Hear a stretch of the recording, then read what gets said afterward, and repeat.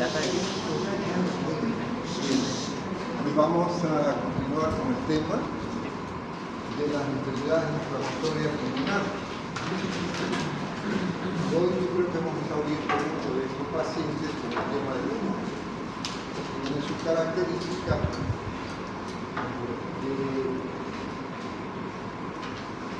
elevada bronquial, que es la sensibilidad a los contaminantes ambientales, a excepción cuando toleramos, por ejemplo, las personas que fuman.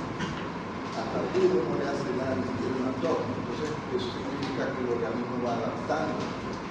Pero en algunas situaciones, como las que estamos pasando ahora, estamos inhalando humo a pesar que sabemos que tenemos que protegernos, como no nos molesta, no lo hacemos, pero habrá que hacer un estudio en unos años sobre las características de enfermedad pulmonar obstructiva crónica o bronquitis crónica en personas que nunca han fumado, y probablemente sea porque cada año es más frecuente la intensidad del humo de los años, ¿no? Entonces, bronquitis crónica, como es la enfermedad más fácil desde el punto de vista de la medicina interna, ya que la inmunología, bronquios, tisis, inflamación, nos orienta a ver qué es lo que está pasando. Y el término agudo en pulmón es diferente a gastroenterología, que es el término, estamos hablando de agudo de algo que está entre las 2 semanas y en algunos casos dependiendo hasta 3 meses. Sin embargo, en gastroenterología, crónico 3 años, agudo 2 años, dependiendo de la forma en que se pasa. Entonces, esta inflamación a nivel del área bronquial puede tener diferentes etiologías, desde problemas inflamatorios debido a causas vegetativas ambientales, como también a causas vegetativas que pueden ser características propias. Muy común, especialmente con niños, los problemas que causan infección. Hay que en pocas invierno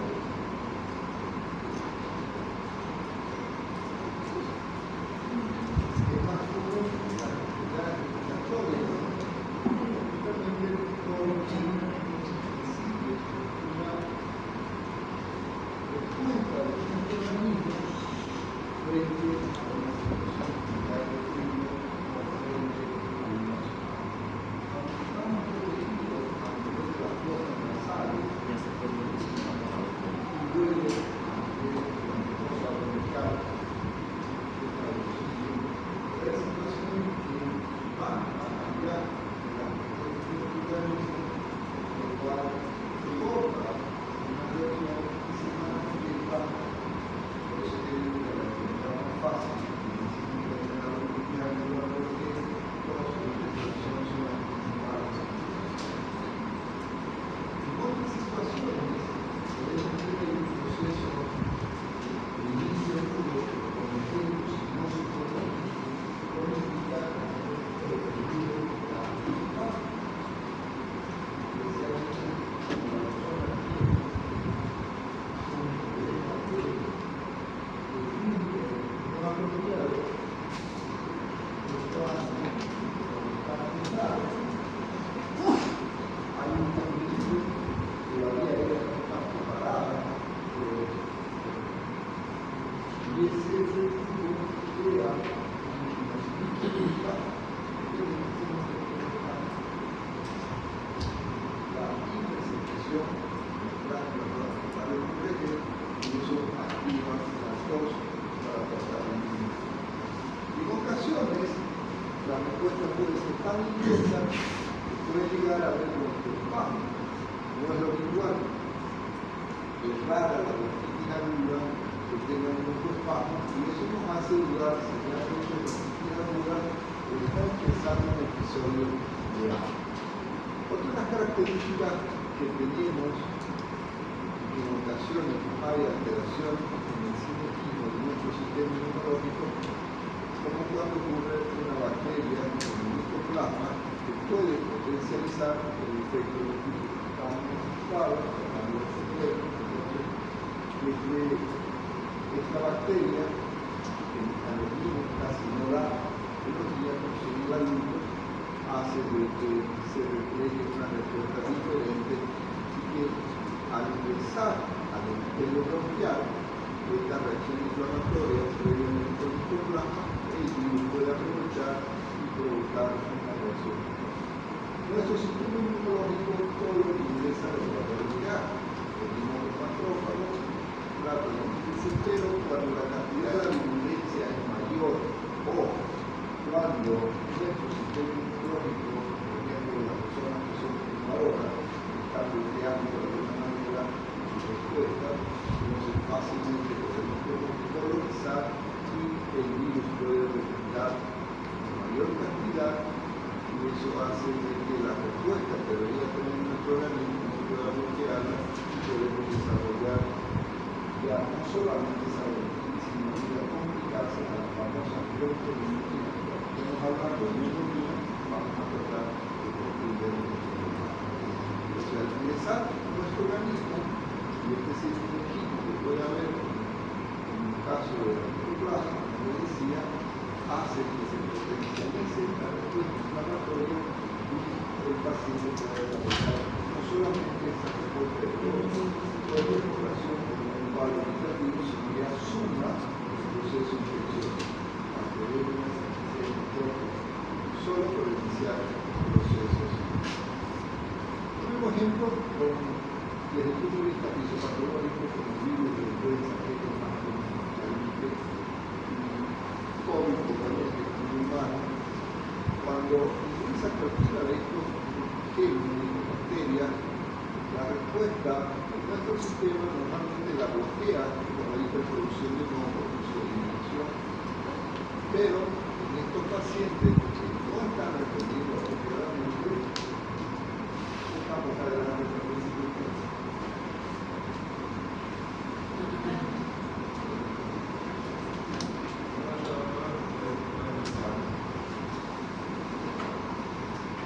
Como respuesta ya no solamente la afectación a nivel del cilio, a nivel de temperatura mucosa, sino tenemos una respuesta a nivel del músculo y eso provoca una contorsión. No es lo habitual, por eso es que habitualmente cuando se implementa esta respuesta hay una luz muscular se cierra y hay otra manifestación que es la ansiedad.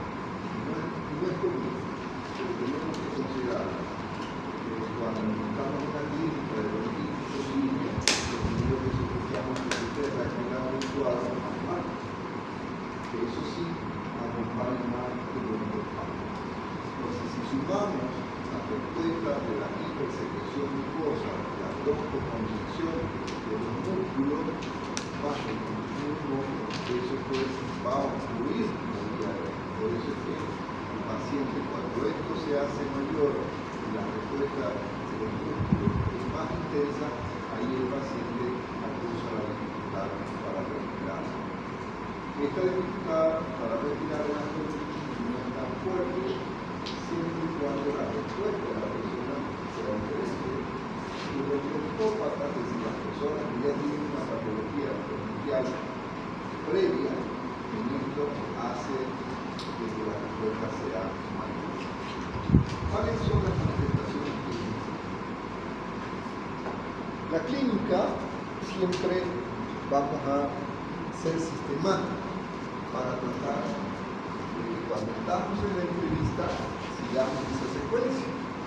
¿Qué es lo primero que hacemos? Hemos dicho que lo primero que desarrollamos es la inspección antes de la anamnesis. El paciente con bronquitis antes de entrar al consultorio ya está tosiendo.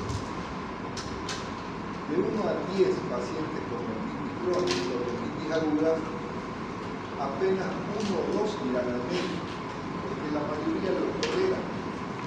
Que no tolera por los accesos de tos por la línea va a llegar a la consulta. Entonces, antes de ingresar, ya nosotros estamos escuchando una tos fuerte, una tos tipo seca, no es aguda, no es como la bronquitis crónica que me doy cuenta que la tos es húmeda. Al ingresar, hacemos la inflexión antes de saludar. ¿Qué es lo que encontramos? Si no hay disnea, el paciente no va a estar tranquilo. Y la fonación, es decir, la intensidad de la voz, es lo que te va a orientar a ver qué tan comprometida está la vía aérea. Mientras más comprometida, menor cantidad de volúmenes que son necesarios para una buena fonación. Y ahí, con la fonación, nos permite también detectar si estamos con componente de la vía aérea superior, que es lo habitual. Una bronquitis aguda de causa viral bacteriana generalmente acompaña de la bronquitis, acompaña de la. Entonces, vamos a tratar de ver, tratar de reconocer, porque la ocultación del espacio después de la anamnesis,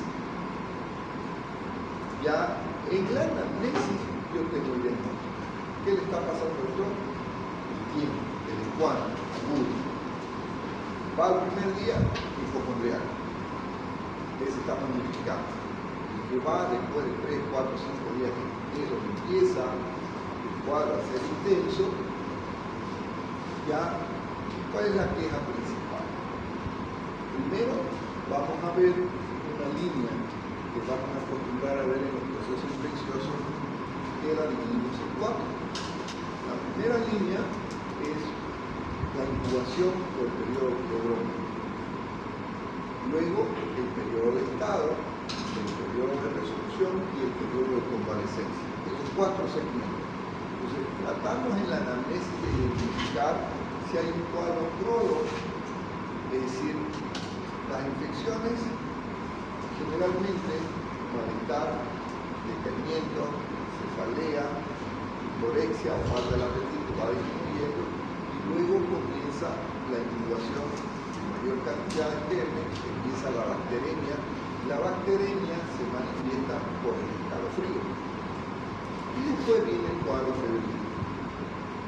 Pero ojo, este proceso va a depender, aquí quiero que guardemos un gráfico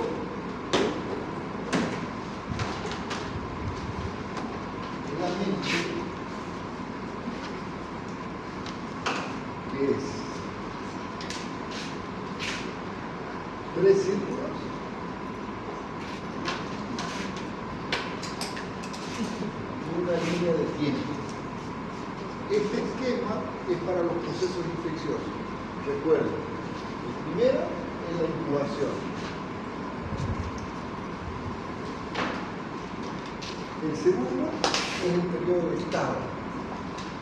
El tercero, el periodo de resolución. Y el cuarto, de convalescencia.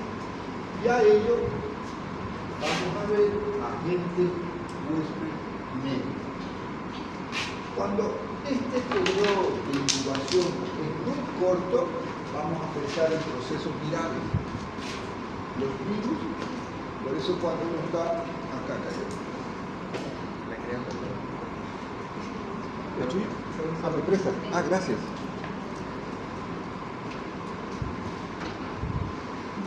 Si este periodo es corto, vamos a pensar en virus. Una persona que está en contacto con alguien con gripe, al otro día o mañana ya también está contagiado. Eso les muestra la capacidad. Pero va a depender del huésped. ¿Cómo es ese huésped? Si tienes un huésped con un sistema inmunológico apropiado, inmunocompetente, probablemente ni lo va a sentir porque lo va a bloquear el propio organismo. Si este estado es inmunodeprimido, esto pasa de ser algo rápido a ser algo grave. ¿Sí? Por eso les digo, los procesos de la bronquitis aguda, esto no viene al médico. Si el cuadro no es de origen infeccioso, bacteriano, más larga la incubación. Viral, más corto. Pero si el cuadro es de origen irritativo, va a haber periodo de estado, periodo de incubación, no va a haber. Porque están en contacto con el humo. El mejor ejemplo es los que nunca han fumado y se le acerca a alguien fumando y le botan acá. Inmediatamente comienza a ver la respuesta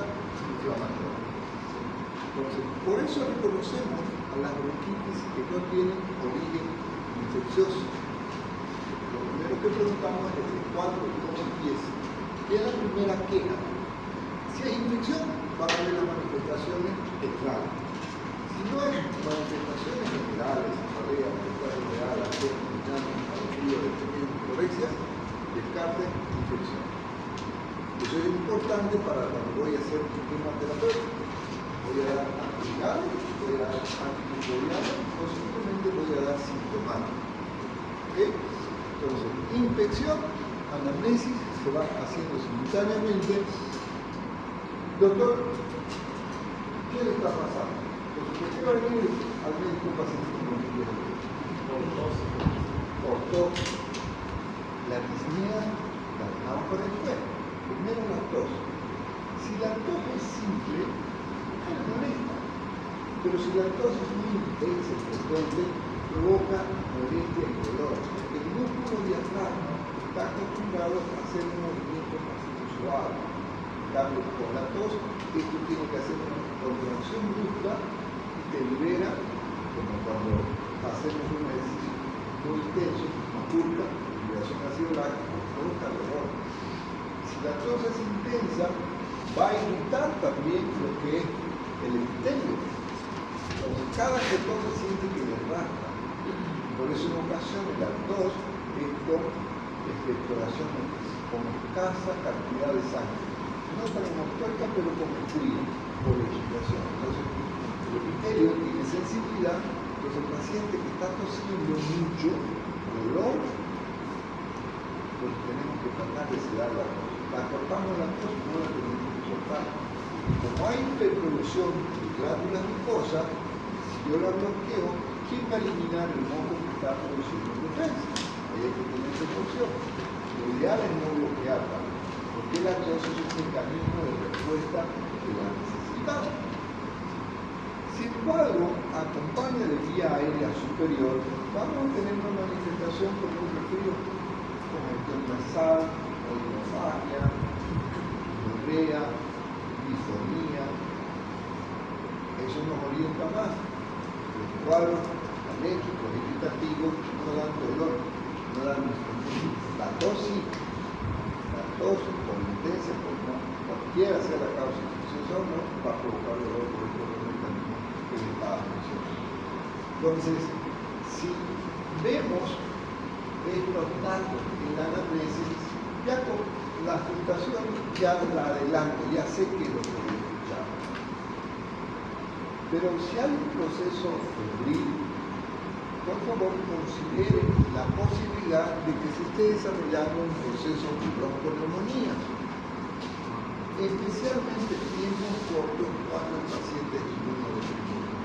Si el paciente es mayor, paciente desnutrido, paciente con comorbilidades como diabetes, hipertensión de larga data, insuficiencia renal, tratamiento con corticoides, todas estas enfermedades crónicas de alguna manera afectan el sistema inmunológico. Entonces ahí alerto más y voy y busco, ya no lo que espero encontrar, porque en la semiología de la bronquitis lo que espero encontrar es el componente bronquial, que son los receptores. ¿De qué tipo? Secos o húmedos. Secos. No hay fresco, no hay componente alcohol, no hay contenido líquido que quede bien exudado. Entonces, pero no confundan los receptores húmedos con la expectoración húmeda, porque la expectoración está acá en el bronquio. En cambio, cuando hablamos de crédito, estamos hablando más abajo, a nivel de alveolo. Crédito pequeño, mediana, gran burbuja. Si encuentro eso, y hay un sospecho de la posibilidad de que estemos desarrollando una. Entonces, la secuencia para estar mejor en una anamnesis, primero, anamnesis directa, es decir, lo que estamos aplicando antes que llegue, que ya estoy hablando, y la anamnesis indirecta. Entonces, cuando empiezo la anamnesis indirecta, sugiero de que no solamente apunte desde aquí, sino comience traqueal, traqueobronquial, intraclavicular, supraclavicular y lateral. Cuando esté en la región posterior, paciente que cruce los brazos, como hemos aprendido en semiología, lóbulo superior, lóbulo medio y lóbulo inferior. Pero que no sea solamente la producción del pasaje del aire, sino también haga la aplicación de la fonación. Es decir, que después de que respire con la boca abierta, le voy a pedir que diga el 33 y así ocultar. Eso me va a permitir reconocer si hay componente de la respuesta. La pectoriloquia ya me sugiere que hay un componente al lograr, porque ya no será solo bronquitis, no sospecharé la posibilidad de una bronquitis. Entonces, estentores de qué tipo? Broncoesilancia. Y cuando hay broncoespasmo, algo que orienta es identificar la sibilancia. ¿Son inspiratorias o son expiratorias? Normalmente la bronquitis aguda trae otro tiempo, porque no trata de cerrar. En cambio, cuando es un broncoespasmo mayor, las sibilancias son de predominio expiratorio. No hay mayor tiempo que tiene que tardar en botar el aire. La relación siempre es 1 o 2, esto se aumenta a 1 o 3, el broncoespasmo, sibilancia. Y estos broncos que hay en el bronquio, en ocasiones pueden ser con sonidos que sienten el cambio. ¿Okay? Entonces, ¿qué se recomienda? Cuando a veces uno está dudando si el paciente está con crédito, no es más que un ojo que está en la vía aérea, le pedimos que tosa. A ver, por favor, Don Pedro, Ana María, tosa. Y vuelvo a escuchar. Si modificó ese crédito que estaba escuchando, no es anterior descarto un problema a nivel de bronquio, porque como el calibre es grueso, no tenemos problemas de mejor que los calibres más bajos. ¿Sí? Entonces ese truquito les va a ayudar, que no es lo mismo tratar una bronquitis aguda que una neumonía. Una neumonía implica una conducta terapéutica diferente. En estos pacientes importa mucho preguntar cómo es la expectoración. Primero caracterizo la tos. ¿Cuándo es la tos? ¿Cómo es la tos? ¿Cómo es la intensidad de la tos? ¿Cómo es la evolución de la tos? ¿Cómo es el comportamiento? ¿Cambio de posición? Entonces, 5 o 6 elementos de caracterizar tos que recién paso. Y Don Pedro, ¿su tos es con flema o sin flema? Casi el paciente no sabe qué es expectoración, a no ser que sea un paciente que en la ocupación cree que tiene un nivel de conocimiento diferente. Entonces no es pedirle cómo es su flema. Si el paciente no tiene un nivel, no ha ido a la escuela, ¿cómo le preguntamos?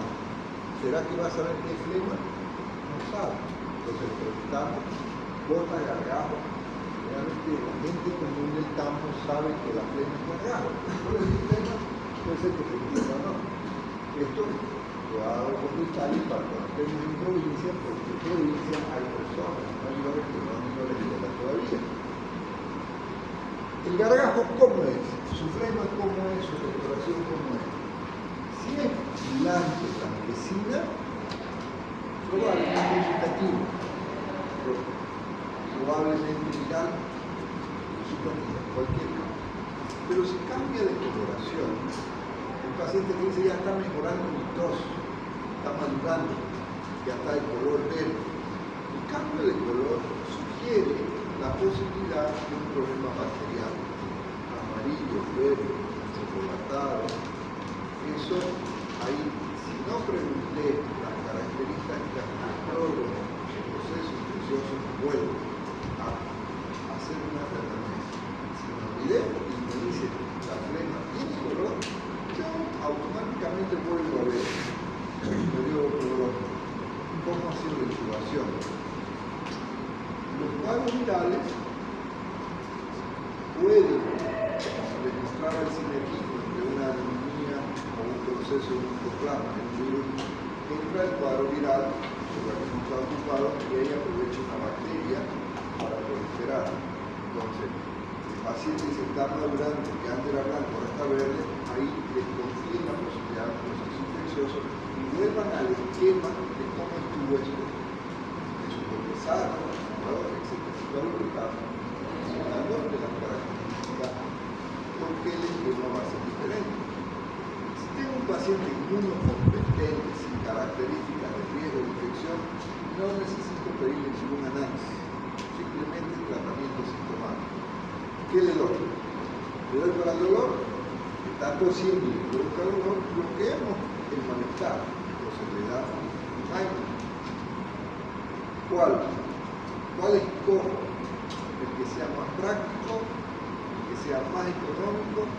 Muchas veces nosotros nos dejamos llevar por usar la mejor molécula, pero esa mejor molécula muchas veces el costo es mayor.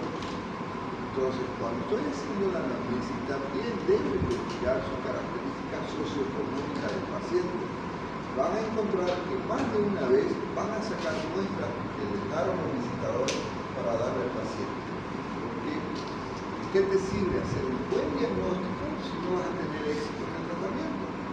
Cuando sean médicos, más de una vez van a meter la mano en el bolsillo para tratar de ayudar al paciente. Porque ese es el éxito, que el paciente mejore.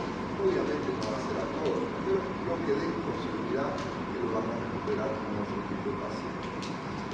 Los AINE, el más práctico que damos primero, busco la acción antiinflamatoria o la acción analgésica o ambas. Hay algo de la farmacología, los AINE cuales, si busco dolor, no voy a usar diclofenac, voy a usar mejor rapazol, tiene un mejor efecto analgésico, depende de la dosis. El diclofenac, con dosis alta, también tiene un efecto más analgésico que antipirético. Entonces, generalmente combinamos un paracetamol, le ayuda al dolor, le ayuda a la fiebre, pero no le ayuda a la inflamación. Entonces, ¿qué tan inflamada está? ¿Cómo está la disfonía? ¿Cómo están los trombos? Ahí combinen, pero no combinen dos aires. No un paracetamol porque me da fiebre y después un diclofenac. Si hay fiebre, quiero hacer esto, entonces prefiero el ibuprofeno, que tiene un poco más de acción antipirética que el diclofenac, pero siempre dejo de base un metamizol. Si voy a combinar AINE, que no combine el utilizador en vez de paracetamol, que si voy a usar ibuprofeno, es AINE, el utilizador tiene menos efecto de cinetismo a nivel hepático o paracetamol. Pero lo bueno es que el tiempo de tratamiento es corto. Entonces las dosis que van a usar probablemente no van a ser lesivas para el paciente. Para la tos, ¿qué usamos?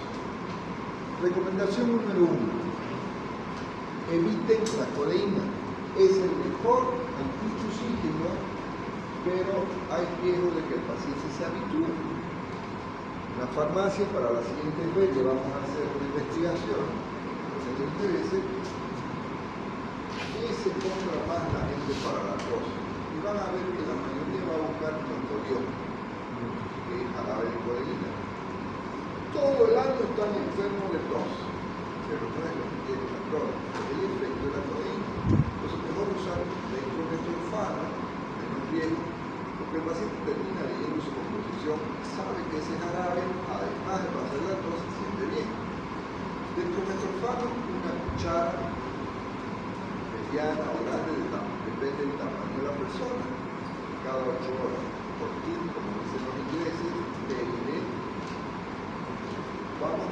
podemos usar cada 6 horas, podemos, dependiendo de la intensidad, pero recuerden la recomendación, no buscamos bloquear la tos la necesitamos, sí le ayudamos para que el paciente pueda dormir, pueda alimentarse, dependiendo de lo que hay procesos meditativos que son muy incómodos y los accesos de tos, como vieron en pediatría, no, van a ver en pediatría lo que la gente escucha son tos que los ahoga, que es la tos de ahogo, que no le da tiempo al paciente que pueda llenarse de aire que está tosiendo, pero no es el caso de la adultos, aunque hay casos meditativos inglés.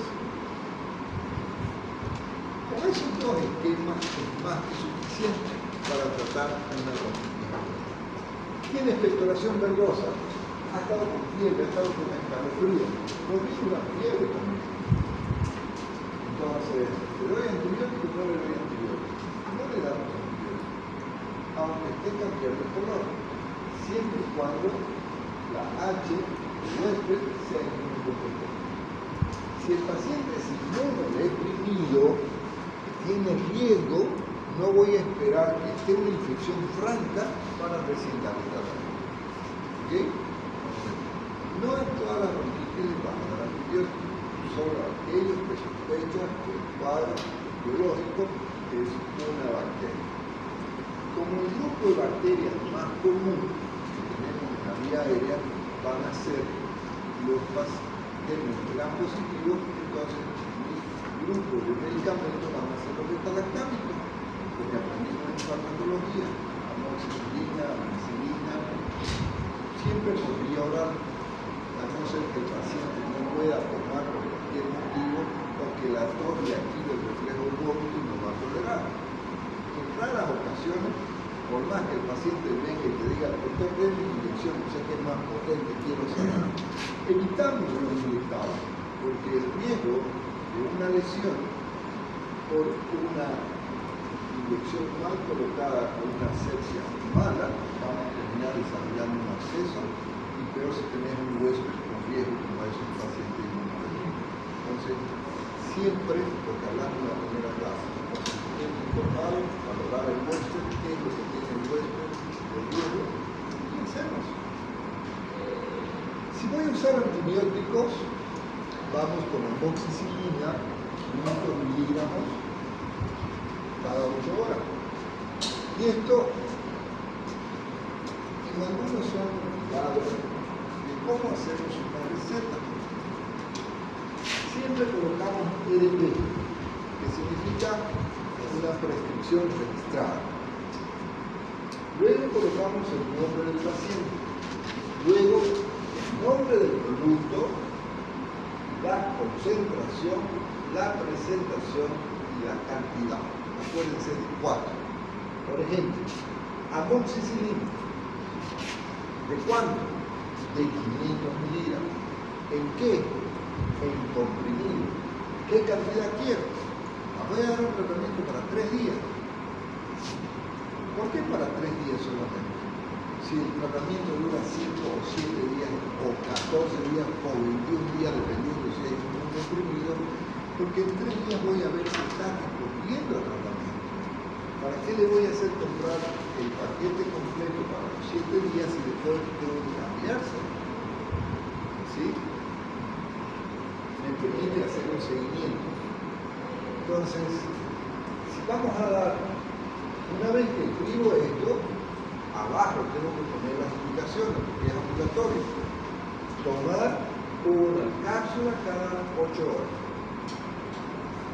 Si voy a usar 3 días, voy a darle cada 8 horas, ¿cuántas tabletas voy a necesitar? 8 por 3, 24. Entonces pongo número 24 por 3. 8 por 3, 12.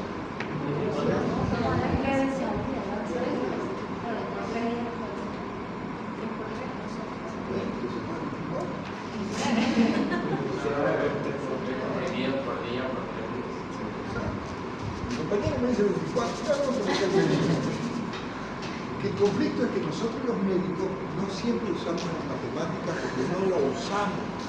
Entonces lo que trato siempre, queridos amigos, es de que las matemáticas se las tiene que usar, especialmente la matemática lógica, que es lo que te da. Dame un número. 5, 4, 5, compañero. Vamos a hacer una respuesta de 4. 4, 8 por 2 menos 2. Perdón, por favor, recuerden que ¿qué dijimos la primera clase? No reímos, porque no es la idea hacer payaso de los compañeros. Lo que estoy tratando de demostrar es una lógica que nosotros los médicos, primer año, segundo año, vamos solo en memoria, vamos aprendiendo razonamiento y todos hemos aprendido matemática porque somos bachilleros, pero la dejamos de usar un lado. Entonces, necesitamos aplicar la matemática porque luego vas a tener que calcular microdosis. ¿Cuánto es 8 por 3 menos 2? 22. Ha tardado 5 segundos. Dame un número. 5. 1, 2, 3, 4, 5. Compañero último. Bien. ¿Cuánto es 7 por 3 menos 5?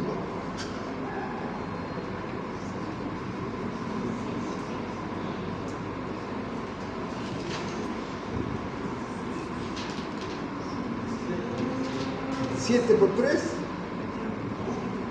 ¿Cuánto es 7 por 3? Estás sordo, siempre somos sordos para las matemáticas. Dame un número, por favor. Eso sí me entiende, ¿no? Otra vez nos reímos. Por favor, la idea no es hacer una clase chistosa, simplemente estoy tratando de mostrarle que nosotros los médicos tenemos que aplicar razonamiento matemático. 9, 2, 4, 6, 8, 9. ¿Cuánto es 7 por 4 menos 4?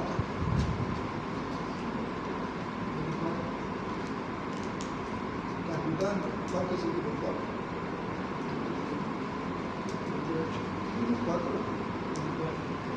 Miren cómo tardamos más de 5 segundos. Entonces es cuestión de... Yo también soy malo, voy a hacer una pregunta matemática.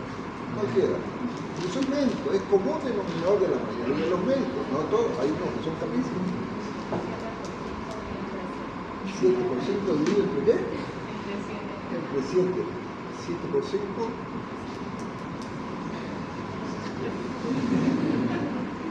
Soy igual que ustedes, soy médico. Entonces, ¿qué es lo que hago? En mi práctica médica evito usar calculador. Hago un número, escribo papel, porque voy a sonar. Hoy, facilino, ¿no? Le digo a Google, 7 por 4, ¿cuánto es? Me van a poner los pedidos y me voy a conocer. Entonces, pero la idea es que el razonamiento matemático, la lógica, eso sí lo necesito. Por ejemplo, la teoría de la neumonía vamos a aprender.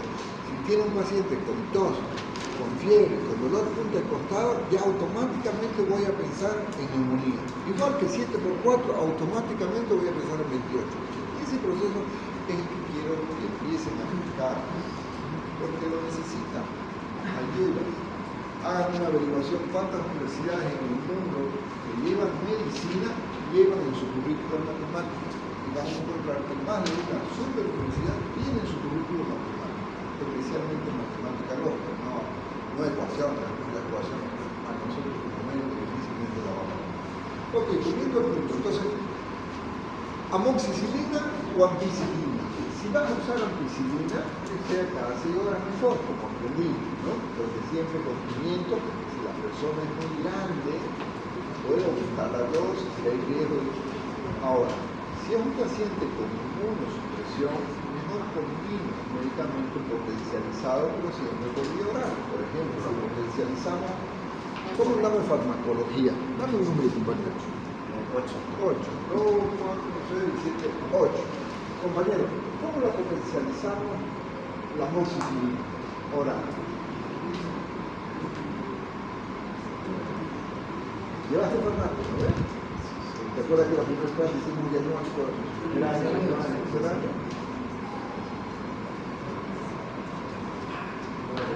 Más ácido clavulánico. ¿Ya? Entonces, cuando llevas ácido clavulánico, no si la puedes usar o cada 8 horas o cada 12 horas, dependiendo de cuánta dosis tiene.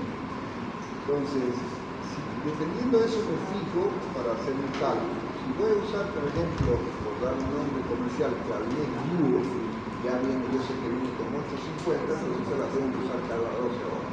Dame un número, por favor. 5, 2, 4, 5. Compañero, ¿cómo potencializo la amoxicilina? No quiero amoxicilina, me gusta más la ampicilina. ¿Te recuerdas? Sumbactano. ¿Ya? Entonces, eso me sirve. En vez de combinar 2 remedios, porque es lo más práctico si uso este más este. No cambiemos molécula para evitar resistencia, simplemente potencializo, porque si cambiamos y estamos mezclando, estamos dándole desventaja al organismo. Entonces, si voy a usar amoxicilina y quiero potencializar, hago ampicilina más sumbactano. ¿Sí? 1 gramo cada 8 horas. Es alérgico, alternativa, macrólido. Más económico, la eritromicina, 500 miligramos cada 8 horas, desventaja que es menos tolerante a los efectos adversos que aprendieron en farmacología, las náuseas, la diferencia, etc. No voy a hablar de eso, ya lo saben. Si tienen un poquito de recursos, mejoren a una molécula más nueva porque es más cómodo para darla. Acitromicina, 500 miligramos una vez por día, para un cuadro coloquial infeccioso, es más que suficiente. no la tolera, vomita, ok, cambiemos. Puede usar un cotrimoxazol, el famoso Bacterol Forte, una cada 12 horas. No tolera, no le gusta, le hace mal, es alérgico. Ok, bueno, en vez de una horda tendría que usar una escopeta. Para un gran positivo, usar una quinolona es mucho lujo, no lo necesito. Ok, pero no tolera más el paciente. Claro, sí, lo hace bien. Entonces vamos a ciprofloxacino, 500 cada 12 horas, 5 por hora, 5 días es más que suficiente. Pero doctor, el ciprofloxacino da efecto de tendinitis, da efecto reumático, ¿verdad? Sí, ok, riesgo-beneficio. De María sabe que tiene alergia a esto, no tolera a este, tengo que darle al ciprofloxacino, pero está publicado que hay personas que le despiertan reumatismo. Le aviso, para que mañana cuando ella empiece con sus dolores articulares, sepa que puede ser el medicamento de origen. Lamentablemente las quinolonas las usamos mucho, pero cada vez hay más estudios de los efectos adversos que no se recomendaría usar, por más que sea exitoso el medicamento. No es como que aprendieron farmacología. Hace 2 años diferentes. Con el tema del COVID se hicieron muchas investigaciones, como comienzo todo el mundo daba antibióticos. Bueno, después dicen, el medicamento es el COVID, hay dudas, pero lo que sí no hay dudas es que cada vez no se recomienda que no lo hagan, por los efectos adversos que están mostrando y son muy feos. Problemas de dolores musculares de larga data no pueden mejorar fácilmente. Ok, no quiero cipro. Ok, levofloxacina, mía, ya no una escopeta, ya es una ametralladora, también sigue. Estos medicamentos con moléculas superiores los vamos a dejar. Pero doctor, es que el paciente es inmunodeprimido, no podemos correr riesgo. Sí, tiene razón, démosle una levofloxacina, 750, inclusive ni siquiera 500. Estoy justificándolo, porque tengo un paciente que es trasplantado renal, está usando inmunosupresores y una simple bacteria, que a vos no te hace nada, pero a él lo puede matar. Entonces no tiene riesgo-beneficio. ¿Cómo está el paciente? Entonces, si le pregunto en el examen cuál es el tratamiento para la bronquitis, hay medicina no lo mandó. Si es un paciente inmunocompetente, sintomático.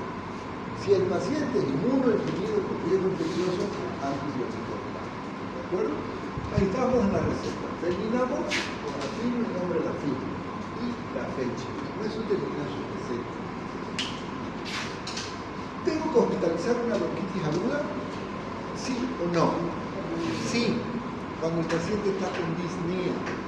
Si la disnea es de moderada intensidad y no sé si es asma o es bronquitis aguda, no me arriesgo a hacer su nebulización en su casa porque puede ser severo.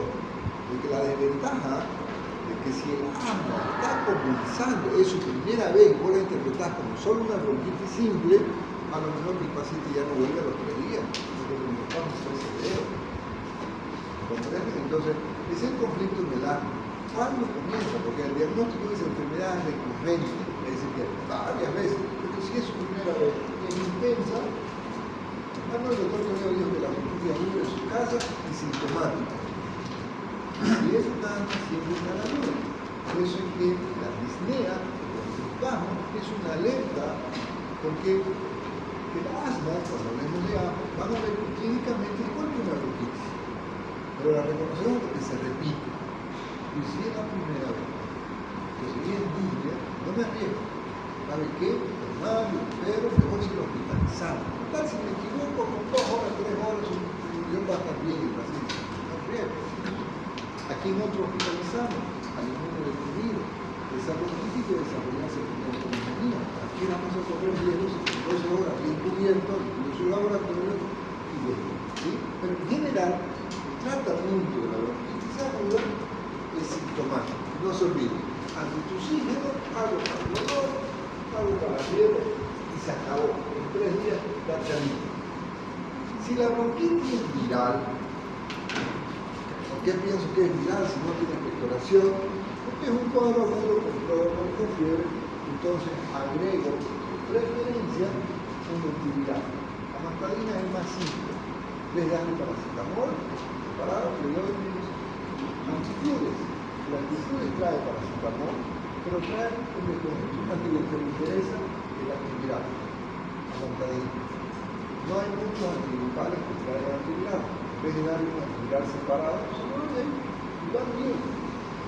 Ah, no, sospecho que puede ser una influenza. Ya no voy a usar la montadillo. ¿Cuál vamos a usar en farmacología corriente para la influenza? Oseltamivir. Bien. Oseltamivir vamos a utilizar 5 días, 2 en la mañana y 1 en la noche. Entonces ahí sí tengo la certeza de la probabilidad, porque empezó con estornudo, empezó con pneumonía, el vecino familiar estaba con fiebre, también no estaba viral, entonces ahí la posibilidad de que sea una influenza. Y si el paciente es inmunodeprimido, mayor razón de indicarse. Recuerdo que los antivirales también tienen efectos adversos, por eso que no lo damos a cualquier persona.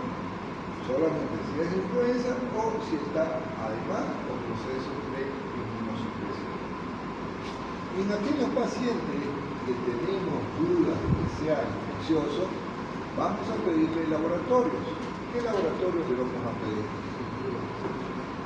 Lo primero, un hemograma.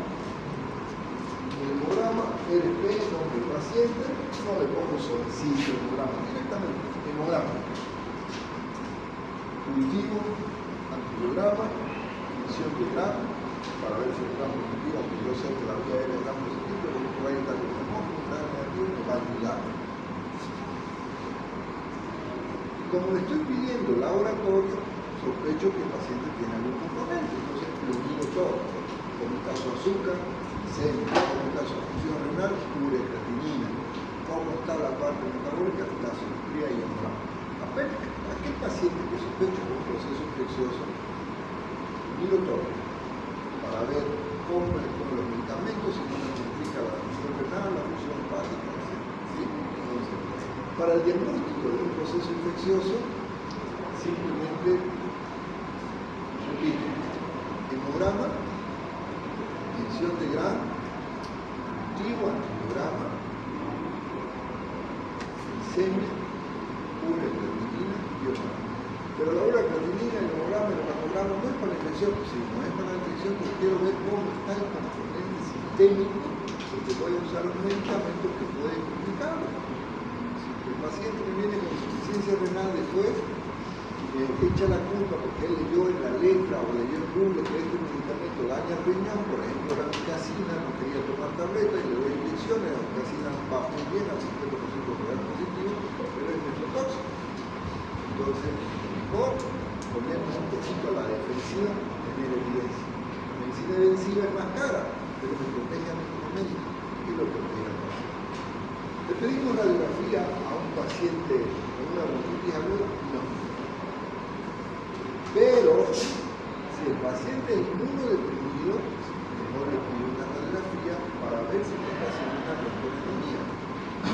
Eso hoy lo basamos en radiografía y ya saben que una neumonía voy a tener una imagen blanca, radiopaca, con broncograma, está haciendo una neumonía. Una bronquitis con reposamiento subbronquio, está haciendo una bronconeumonía.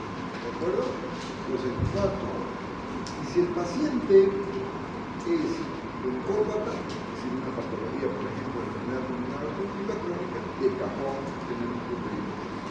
¿Listo? En resumen, tratamiento sintomático.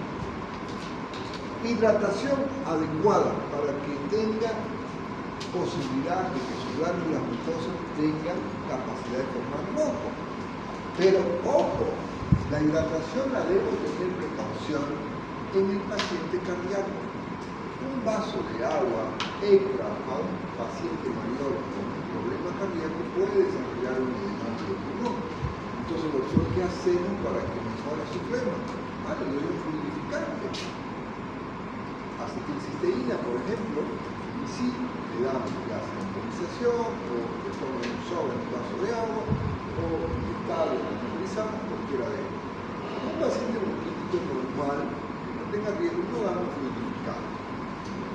Que la flema está muy densa, que no puede sacarlo bien, dale un aproxol, por ejemplo, dale un guayacolato, dale un mediador a L que sirve para el arroz, jarabe, lo que te da, ayuda. Pero la hidratación es suficiente si la persona es sana. Que tome agua. ¿Cuál es la mejor agua para tomar? La manzanilla. La manzanilla es un antiinflamatorio.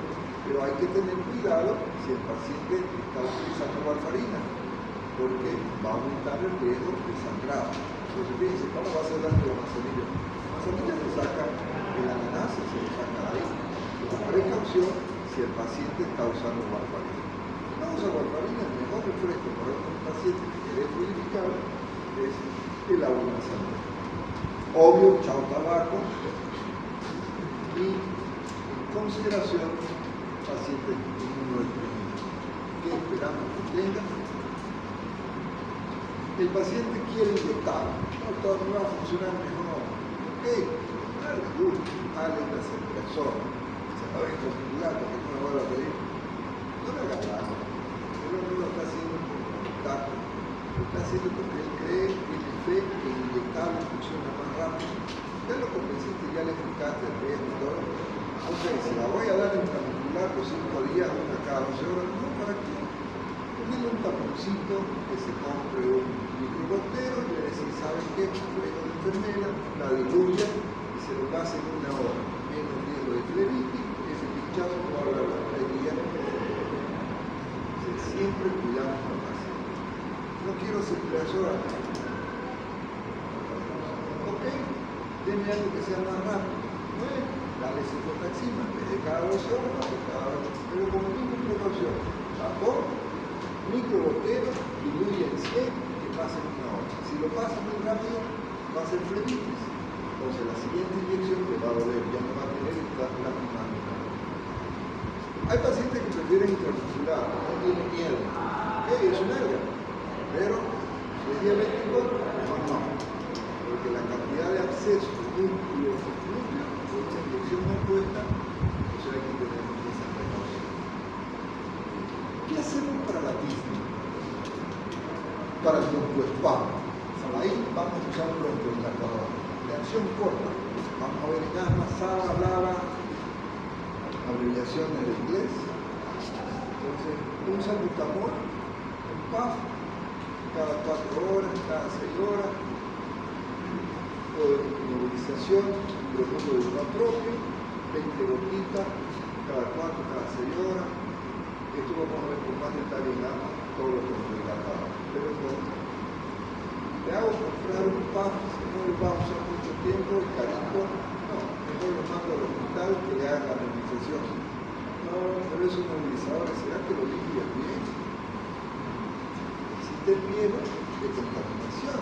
Entonces, si voy a dar una nebulización con un ambiente hospitalario, que no sea inmunodeprimido, porque la posibilidad de contagio es mayor. ¿Sí? Si es una persona sana, ok. Nebulización, RP, solicito nebulización con 5 gotitas. Recuerden, los salbutamoles no dan muchas dosis, no es lo mismo que con un ultratrópico, es 20, 40 gotas, por ejemplo, 3 gotitas, 4 gotitas, 5 gotitas es más que suficiente para evitar los efectos. Y con eso van bien. No le voy a hacer comprar un nebulizador, una cámara, si es una bronquitis aguda que se le va a ir. Hay un topado, sí, pero se le va a ir. Ahí sí es otra cosa. ¿Sí? ¿Preguntas? ¿Sí? Dígame. La bronquitis viral que habló. ¿Por qué le doy amantadina pensando en qué virus específicamente? Los virus más comunes en la vía aérea, tenemos SARS, que es la aquí es un listado. Más común en la época, tenés que pensar los COVID, por ejemplo, los influencias, ¿no? Entonces, aquí te mostraron una lista que aprendiste en bacteriología, vemos 10 virus. El de la influenza, que es el primo hermano del COVID, que son SARS-CoV, SARS-CoV-2, luego tenés los oxáceos, que es más común en los niños. Claro, son antivirales, son específicos para uno. La mayoría de los niños, solamente que cuando tienes el grupo CoV, es decir, CoV, que son los primos hermanos, ahí la mandarina no hace mucho, ahí tiene que ir de algo. ¿Cuándo deberían tirarlo? ¿En cualquier síntoma comprometido o no? Solo pacientes viejos, no comprometidos, porque los efectos son altos. Si el paciente no está respondiendo como se está muy bien,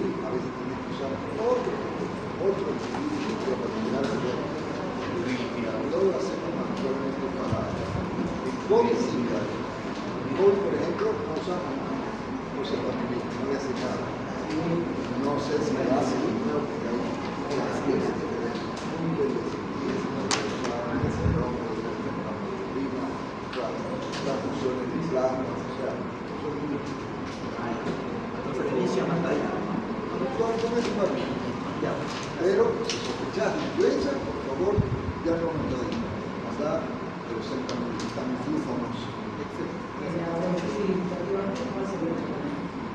Síntomas para tos, inflamatorio que te ayuda a quitar la expresión del gas que hace con la tos de esfuerzo, el gas aire, intestinal, freno, puede ser, son más fáciles de usar por la comunidad.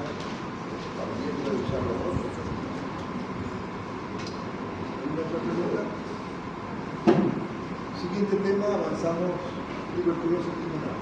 ¿Sí? Nos vemos. La lista, por favor.